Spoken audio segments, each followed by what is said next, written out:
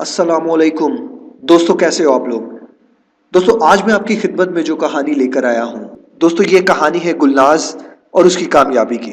गुलनाज जो है वो एक छोटी सी बच्ची है और जिसने ख्वाब देखा है कि वो कुछ बन के रहेगी। गुलनाज 6 साला लड़की जो कि एक छोटे से गांव में अपने बाप और अपनी माँ के साथ रहे। गुलनाज का जो वालिद होता है वो एक किसान है और जो वालदा है वो एक घरेलू खातून है। घर के हालात इतने अच्छे नहीं हैं, लेकिन गुलनाज जो है इसको पढ़ लिख के कुछ बनने का शौक होता है और गुलनाज जो होती है वो अपने इस ख्वाब की तकमील के लिए हर वक्त गोशा रहती है। चूंकि गुलनाज के गांव में लड़कियों को पढ़ाने का कोई रिवाज नहीं होता, इसलिए इस चीज को ज्यादा अहमियत नहीं दी जाती, मगर गुलनाज अपनी पढ़ाई में बहुत ज्यादा मगन रहती है। गुलनाज करते करते 5वीं क्लास पास कर लेती है, लेकिन 5वीं के बाद अब इसको दूसरे गांव जाना पड़ेगा क्योंकि यहाँ 5वीं तक का ही स्कूल है।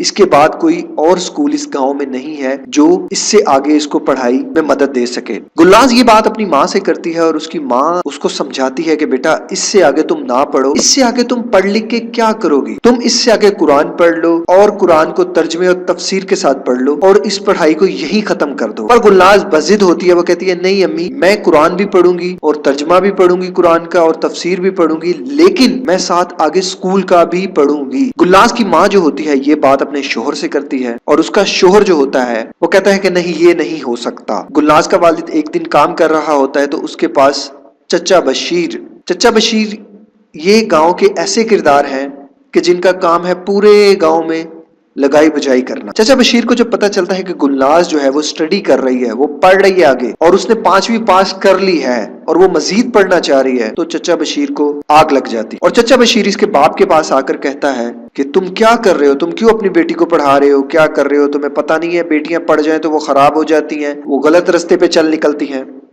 और गुलनाज का बाप भी जो होता है, चूंकि चचा बशीर की गांव में हर कोई इज्जत करता है तो वो भी इज्जत के मारे चुप कर जाते हैं और घर आके अपनी बीवी को कहते हैं कि तुम गुलनाज को समझाओ और उसे कहो कि आगे पढ़ने की जिद छोड़ दे। ये बात जो होती है वो गुलनाज सुन लेती है और गुलनाज पूरी रात रोती रहती है। सुबह जब फजर की नमाज के लिए उसका वालिद उठता है तो वो गुलनाज से पूछता है कि बेटा तुम क्यों रो रहे हो, तो वो बताती है कि अब्बा, मैं आगे पढ़ना चाहती हूँ और मैं पढ़ लिख के कुछ बनना चाहती हूँ। उसका बाप कहता है तुम पढ़ लिख के क्या करोगी बेटा, लड़कियों ने पढ़ लिख कर क्या करना होता है, उन्होंने तो अगले घर जाकर खाना पकाना होता है, बर्तन धोने, घर का काम, और इसके अलावा लड़कियों का क्या काम होता है। तो वो नन्ही सी कली अपने बाप को खामोश कर देती है कुछ यूं बोलकर, तो अब्बू, औरत का काम इस माशरे को बनाना भी तो है, अगर मैं पढ़ जाऊंगी तो मैं आपका सहारा बनूंगी, मैं अपने शोहर का सहारा बनूंगी, अपनी औलाद को पढ़ाऊंगी और मैं अपनी औलाद को एक अच्छा इंसान बनाऊंगी, मुझे पढ़ने दे और मेरा साथ दे। बाप छोटी सी बच्ची की इन बातों को सुन के बहुत हैरान होता है और वो वादा कर लेता है कि मैं तुम्हें आगे पढ़ाऊंगा। चूंकि ये एक किसान है और इनके माली हालात भी इतने अच्छे नहीं है, अब इसको एक गांव से दूसरे गांव गुलनाज को छोड़ने भी जाना होता है और लेकर भी आना होता है, और वो इसी तरह करता है, रोज गुलनाज को लेता है और वो दूसरे गांव छोड़कर आता है और फिर आके मेहनत मजदूरी पे निकल जाता है। काफी ज्यादा टाइम लग जाता है,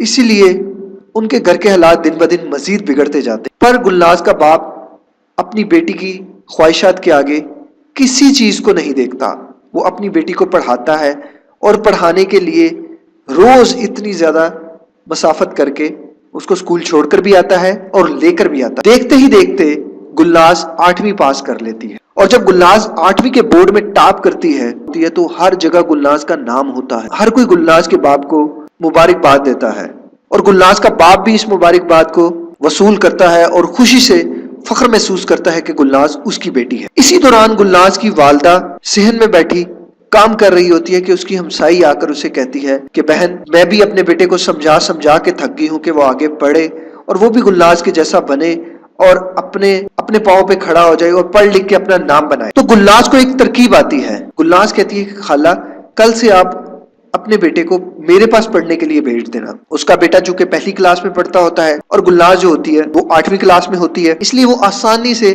पहली क्लास को ट्यूशन पढ़ा लेती है। देखते ही देखते गुलनाज जो है वो ट्यूशन सेंटर बना लेती है। गुलनाज के पास इतने स्टूडेंट आना शुरू हो जाते हैं कि उनका घर का गुजर बसर होना शुरू हो जाता है।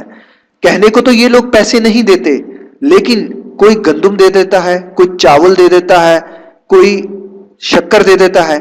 इस तरह जिसकी इस्तात जितनी होती है वो इसको देना शुरू कर देते हैं और इनके हालात भी बदलना शुरू हो जाते हैं। गुलनाज मैट्रिक पास करती है और अब गुलनाज फैसला करती है कि वो इससे आगे प्राइवेट पढ़ेगी और गुलनाज जो होती है वो आगे फर्स्ट ईयर प्राइवेट करती है, सेकंड ईयर प्राइवेट करती है। और गुलनाज जब सेकंड ईयर पास करती है गुलनाज, तो गुलनाज सोचती है कि अब मेरे गांव में कोई छोटा सा स्कूल होना चाहिए जो 10 तक पढ़ा सके और मैं उसमें टीचिंग कर सकूं। गुलनाज इस मसले को लेके अपने गांव के चौधरी के पास जाती है और उसको कहती है कि मैं जो गांव में स्कूल है उसको मैट्रिक तक करना चाहती हूँ और मैं खुद उसमें टीचिंग करूंगी और मैं उस स्कूल के बच्चों को मैट्रिक तक पढ़ाऊंगी। गांव का जो चौधरी होता है वो एक अच्छे दिल का इंसान होता है। वो गुलनाज की इस बात को सुनता है, समझता है और गुलनाज को कहता है कि ठीक है, मैं तुम्हें इजाजत देता हूं कि तुम इस स्कूल को मैट्रिक तक कर लो। अब गुलनाज देखते ही देखते जब उस स्कूल को मैट्रिक तक करती है तो बहुत ज्यादा उस गाँव के बच्चे जो है, बच्चियां पढ़ना शुरू कर देते हैं और गुलनाज मैट्रिक तक पढ़ाती है।